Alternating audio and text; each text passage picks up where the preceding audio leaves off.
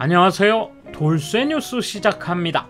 25일 프레지던트에 올라온 칼럼인데요. 제목은 월급은 떨어지는데 물가는 오른다. 앞으로 경제대국 일본이 마주할 최악의 미래입니다. 매거진 접속 랭킹에 올랐군요. 요즘 추락하는 일본 경제를 경고하는 칼럼들이 쏟아지고 있는데요. 일본 경제의 추락 과정을 과거, 현재, 미래로 나누어 설명한 칼럼에 누리꾼들의 반응이 뜨겁군요. 어떤 내용과 반응인지 상하 두 편에 나누어 살펴볼까요?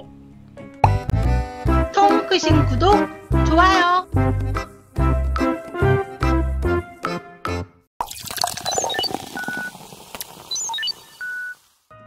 약 20년 만의 엔화 약세 수준 심각한 배경. 당장 외환시장에서 엔화 가치는 급락하고 있다. 4월 20일의 도쿄 아침 무렵에 1달러는 129엔대까지 달러 상승 엔저가 진행되었다. 약 20년 만의 엔화 약세 수준이다. 아시아나 구미 또 러시아 루블 등의 통화와 비교해도 엔의 약세는 두드러진다. 엔저의 직접적인 원인은 미국, 유럽 국가들과의 금리 격차 확대다. 금리가 높은 통화에는 자석으로 끌어당기듯 자금이 몰려 아무래도 통화가 강해진다. 반면 엔화처럼 금리가 낮은 통화는 꺼리기 때문에 약세가 된다. 다만 금리 격차 확대 배경에 일본 경제의 심각한 추락이 있음을 알아야 한다. 1990년대 초 자산 버블 붕괴 후 일본은 자산 가격의 급속한 하락이나 부실 채권 문제의 심화 등에 직면했다. 경제와 사회 전체에서 과도하게 위험을 두려워하는 심리가 높아졌다. 기업이나 개인이 새로운 대처를 능동적으로 진행하기 어렵다고 느끼는 분위기가 일본 전체에 가득했다고 해도 좋다.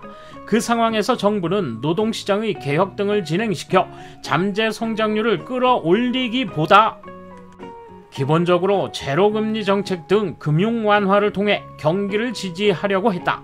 그 결과 일본에서는 성장 기대가 높은 새로운 산업이 육성되지 않아 산업 구조의 전환이 늦어졌다. 최근에는 전기 자동차 전환 등에 의해서 경제의 대들보인 자동차 산업의 경쟁력 저하 염려도 높아지고 있다. 에너지 정책 전환도 늦어지고 있다. 당분간 미 달러 등에 대한 엔 하락은 더 진행될 것이다. 이에 따라 수입 물가는 상승한다. 국내 소비는 훨씬 줄어들 가능성이 높다. 기업 비용도 증가해 경제 성장률 저하 우려가 높아진다. 다소 긴 안목으로 보면 우리 경제의 실력은 더 떨어질 것이다. 자동차, 반도체, 가전, 금융 모든 분야에서 진다. 엔화 약세가 가속되는 가장 큰 요인은 일본 경제의 실력 저하에 있다. 1980년대의 일본은 한때 재팬 에즈 넘버원이라 불릴 정도로 경제 실력이 높아졌다. 자동차, 반도체, 가전, 또 금융 등 많은 분야에서 일본 기업의 경쟁력이 급속히 향상되었다. 그 결과 1987년에 일본의 1인당 GDP는 미국을 앞질렀다. 그러나 1990년 초에 주식의 버블이 붕괴했고 다음 91년 중반 이후부터는 부동산 가격이 하락해 자산 버블이 붕괴했다.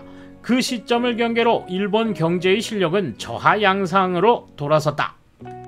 버블 붕괴로 자산 가격은 급속히 하락하면서 부실 문제가 심화됐다. 부실 채권 처리의 지연으로 1997년에는 금융 시스템 불안이 일어나 일본 경제는 장기 정체에 빠졌다. 거품 붕괴와 때를 거의 같이 해 일본 경제를 둘러싼 세계 경제 환경도 급변했다. 세계화의 가속화다. 일본은 세계화에 뒤떨어졌다. 1990년대 미국에서는 IT 혁명이 일어나 정보통신 분야의 경쟁이 격화되었다. 기업의 비즈니스 모델은 변화하고 하드웨어에서 소프트웨어의 설계 개발에 집중하는 기업이 증가했다. 또 중국, 한국, 대만 등 신흥국이 경제성장을 이루어 제조 기술 면에서의 따라잡기가 진행되었다. 세계로 확산되는 분업화에도 대응 못해 2000년대에 들어서자 애플은 미국에서 새로운 기기의 설계 개발에 집중하고 게다가 세계 각국에서 우수한 부품을 모아 폭스콘의 유닛 조립형 생산 위탁 체제를 확립했다. 국제 분업의 가속화는 미국의 IT 첨단 기업의 사업 운영 효율성 향상에 결정적인 영향을 주었다. 또 중국은 저렴하고 풍부한 노동력을 무기로 세계의 공장이라는 지위를 확립했다. 대만에서는 미국이 설계 개발한 칩 생산을 TSMC가 맡아 세계 최대 파운드리 지위를 굳건히 하고 있다. 반면 1980년대 중반에 세계 톱 쉐어를 자랑하던 일본의 반도체 산업은 환경의 변화에 대응하지 못하고 경쟁력을 잃었다. 구조 개혁보다 일자리 보호를 우선시한 결과 버블 붕괴 후에 정부는 신속히 부실채권 처리를 진행시켜 성장 기대가 높은 IT 관련 등 첨단 분야에 사람, 물건, 돈이 다이내믹하게 재분배되는 경제 환경을 정비했어야 했다. 그런데 일본에선 그게 어렵다. 정부는 구조개혁의 추진보다 고용의 보호를 우선해 1997년도까지는 공공사업 관계 비용을 증가시켰다. 그러나 그렇다고 해도 파급 수요의 창출 효과는 한정된다. 공공사업의 증가는 잠재 성장률의 지속적인 회복으로 이어지지 못했다. 이후 현재까지 한시적으로 기준금리가 인상되는 시점과 맞물려 거의 일관되게 일본은 제로금리 정책을 비롯한 금융 완화를 통해 경기 회복을 지향하고 있다. 금융 완화의 본질은 수요를 앞당기는 데 있다. 금리 하락에 따라 소비자와 기업인의 심리는 일시적으로 올라가고 물건 및 서비스 구입과 설비 투자는 늘어날 수 있다. 이에 정부와 일본은행은 머지않아 경기가 회복된다고 생각했다. 구조 개혁을 게을리한 대가가 표면화되고 있다. 다른 시선에서 생각하면 노동시장의 유연성 향상 등 근본적인 개혁은 보류되어 경제의 실력 향상이 어려운 상황이 계속되고 있다. 특히 금융 시스템 불안의 발생 후에는 국내 경제의 정체가 심각해졌다. 기업은 생존을 위해 비용을 줄여야 할 판이다. 그중 하나로서 고용이 삭감되었다. 고용 상실의 인수인계 차원에서 기업들은 비정규직을 늘렸다.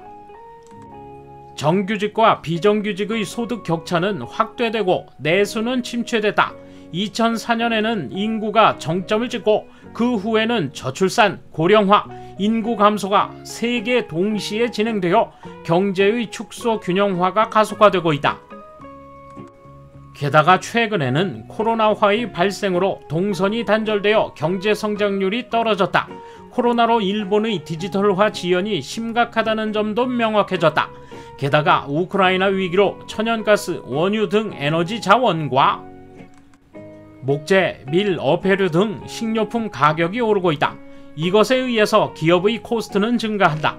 반면 개인 소비는 미약해 판매 가격으로 비용을 전가하기는 어렵다. 구조개혁을 미룬 탓이 큰 것이다. 이하 하편에서 이어집니다. 이번 소식은 여기까지입니다. 시청해주셔서 감사합니다. 돌쇠처럼 우직하게, 만인처럼 화끈하게.